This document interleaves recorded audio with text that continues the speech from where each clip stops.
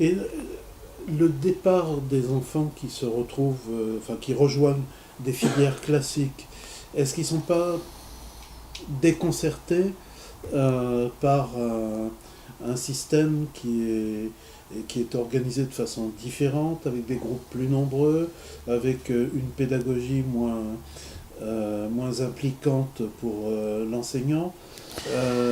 Je vois très bien.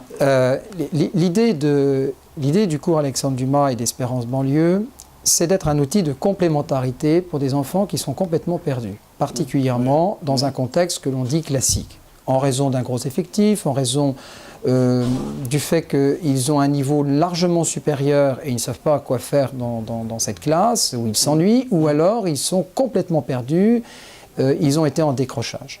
D'accord ? Donc, le cours Alexandre Dumas n'est pas du tout le petit cocon et le petit nid qui fait que quand on le quitte, on est complètement perdu et on s'aperçoit que finalement le nid était très haut dans l'arbre. C'est pas du tout ça.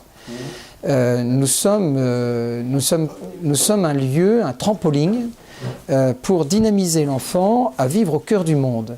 Et pour que l'enfant vive au cœur du monde, il faut qu'il soit conscient de ce qu'est le monde et qui il est. Et le cours Alexandre Dumas, il est là pour ça. C'est sa mission première. C'est pour ça que nous ne pouvons pas avoir qu'uniquement des professeurs. Nous devons avoir des professeurs éducateurs.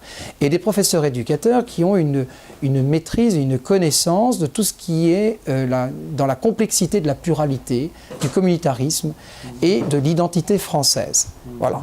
Donc c'est un poste lourd, mais un poste aussi qui demande des gens de qualité, de compétences et qui ont la capacité de s'adapter au public dans lequel ils se trouvent. Ce qui n'est pas une mince affaire. Donc on est très gourmand, très exigeant dans notre manière d'embaucher et de choisir nos professeurs, parce que le public que nous avons, nous n'allons pas jouer avec. Nous ne faisons pas de la com.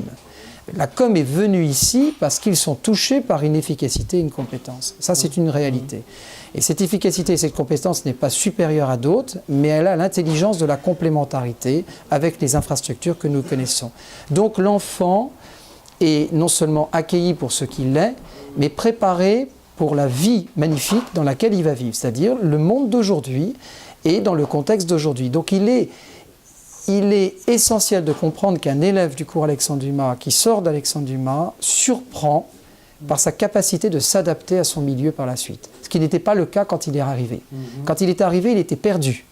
Quand il part, il se retrouve et du coup comprend ce qu'il vit. Alors, comment recrutez-vous vos élèves? Est-ce que vous avez en quelque sorte une sélection à rebours en disant non, lui, il doit réussir un système classique, donc on ne le prend pas. Est-ce que parce que vous disiez que vous appliquiez principalement, si j'ai bien compris, à remettre des enfants ou des jeunes sur une voie qui va leur permettre vraiment d'apprendre. Bon. C'est-à-dire que nous, le profil de l'enfant que l'on prend, je vous l'ai dit, c'est un manque de méthodologie, manque de confiance en soi ou la paresse. Bien. Ces enfants-là, ils nous arrivent parce que les mamans et les papas se parlent. Et ça, c'est bon, ça. Ça sent bon. C'est-à-dire qu'on vient à l'école parce que les parents ont parlé. Une école existe parce que les parents existent. D'accord ?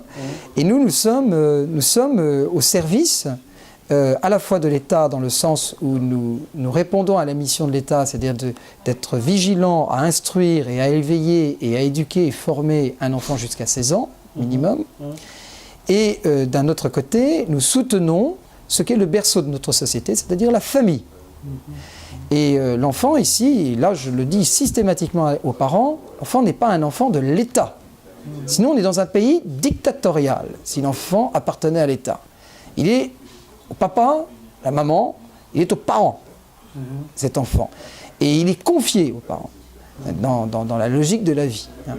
Et donc, c'est vraiment une formidable collaboration avec les parents. C'est pour ça que, par exemple, les parents, ici, il n'y a pas de conseil de discipline. Un professeur n'est pas un juge, pas un magistrat. Chacun a son métier, chacun a son rôle. Nous transmettons un savoir. Donc, quand il y a un vrai problème, une fermeture dans cette transmission et qu'il y a un problème disciplinaire, eh bien nous appelons les parents. Et nous ne les convoquons pas, nous les appelons, nous les invitons, nous discutons avec eux et à un moment donné, ils viennent derrière ce bureau et je suis à côté d'eux, je suis le représentant de l'État parce que notre école est immatriculée, qu'elle est sous la direction et la protection de l'État. Et notre petit bonhomme ou notre petite bonne femme se retrouve devant le bureau, convoqué par ses parents. Et c'est les parents, ce sont les parents qui démarrent l'entretien. Disant, mais qu'est-ce qui t'arrive, bonhomme, hein? À la maison, c'est comme ça, ici, c'est comme ça, il y a quelque chose qui ne va pas. Hein? Moi, je suis gardien, je fais en sorte, s'ils commencent à mal parler à leurs parents, je leur dis, vous respectez vos parents, et vous revenez à votre place, c'est-à-dire de fils. Ce n'est pas une place humiliante, c'est une place digne. Être fils, c'est digne. Voilà. Être enfant qui est la dynamique de demain, c'est-à-dire l'adulte de demain, le citoyen de demain, c'est quelque chose de très grand. Donc ne pleurez pas votre statut, il est magnifique votre statut. Alors, donc le gamin commence à se découvrir et puis après les parents terminent l'entretien avec la sanction s'il le faut. Et cette même convocation se renouvelle quelques mois après parce que l'enfant s'est amélioré, et là il a aussi ses félicitations. Parce qu'on ne peut pas éduquer un enfant si on ne rentre pas dans la dynamique du verre à moitié plein. Voilà. Le verre à moitié plein, il est à moitié plein, et ce qui est vide n'est pas vide. Il est en attente de se remplir. Très différent.